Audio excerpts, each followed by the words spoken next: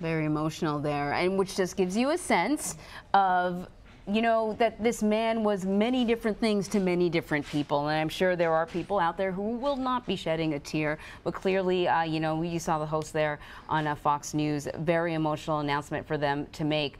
Also joining us on the phone, I think Colby is still on the phone, which is good. Also joining us now is Rikki Klieman, CBS News legal analyst. Rikki, you knew Roger. You also knew his legal team. Yes, I know both. Roger Ailes does have, as has been said, a very complex legacy. But I think before I even continue with the next sentence, I think that we all need to take a breath. And really, from my heart and head, I would like to express my sympathy to his family. His wife, who has been steadfast and true, and who has been right there for him. Beth is a wonderful person and a great mother. And we can't forget that as we look at the whole of Roger Ailes. I know that his lawyers, or some of his lawyers who have worked for him over the years, would certainly say all good things about him. And I think probably as we look at his legacy, that we have to look at what he created. And your previous guests have said, and I can only echo it, no matter what I would say about objective journalism, because I was always taught in the Cronkite fashion that you do on the one hand, on the other hand, and that is the legacy that I hope I will continue to foster in my work. But nevertheless, what happened was, in America, we had what was perceived by the public as a media left-wing bias. And Roger Ailes stepped into the void, and he created an alternative. He created a station that had a right-wing bias. And it may be said by many that that was very, very necessary, it was needed, it was appropriate, and so people could make their choice. And they could decide, do you want to listen to and watch the station that is with your views, that is, that you get confirmation of your views, or do you want to watch the opposite side so that you can see what the opposite side is saying? So there was great value there.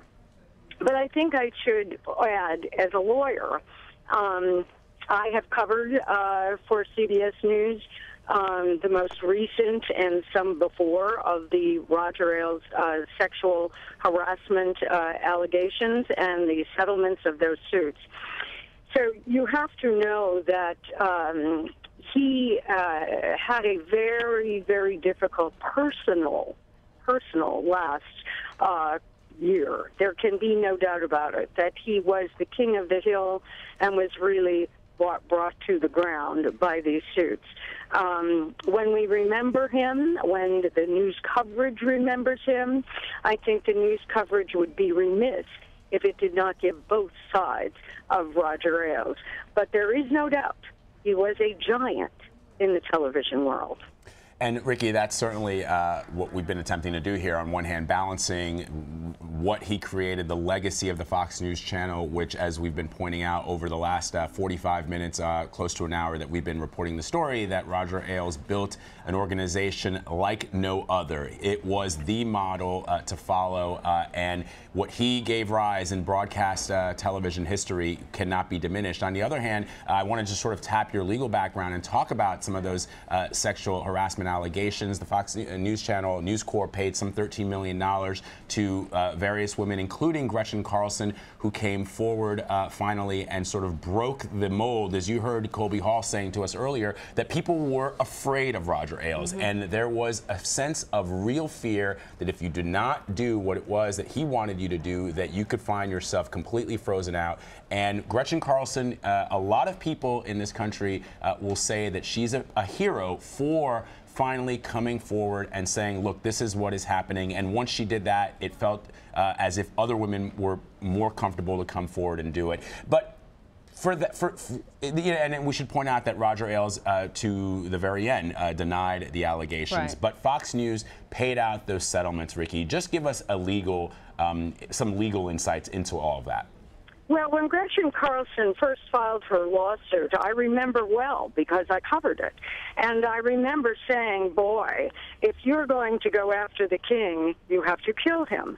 I think that my reaction as a lawyer was, wow, this is really chancy. That if you're going to go public and go after someone with that much power, you're really in the middle of a fool's errand because it's going to be your word against his. And that was my initial reaction, as I'm sure it would have been by many. What really happened is that the allegation was so powerful and brought by a lawyer out of New Jersey who did this in a very smart way, because the issue for Gretchen Carlson, when you looked at that complaint, was not so much what Roger Ailes allegedly said, it was the retaliation for her complaint. And that was a smart legal move because it was objective as to what had happened to her in terms of her losing her prime anchor slot, in terms of her moving down the chain, and then ultimately about her not being renewed. So she had some teeth in that suit, but it might not have gone anywhere if there were not an investigation that then took place of what was going on with Roger Ailes and other women at Fox News. That investigation was done secretly, I mean, in the sense that this was not an open proceeding. And one by one, there were women who felt a bit empowered by Gretchen's lawsuit, and therefore in this secret, meaning not public, investigation, they felt more comfortable for the first time in being able to make their complaints.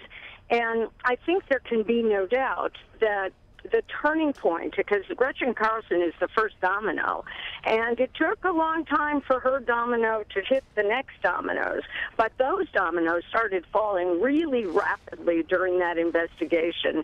And the turning point may be the time when, in the investigatory process, Megyn Kelly, who had become a superstar at Fox News, in great part because of Roger Ailes, apparently told the investigators that she, too, had had comments from Mr. Ailes that she considered sexual harassment.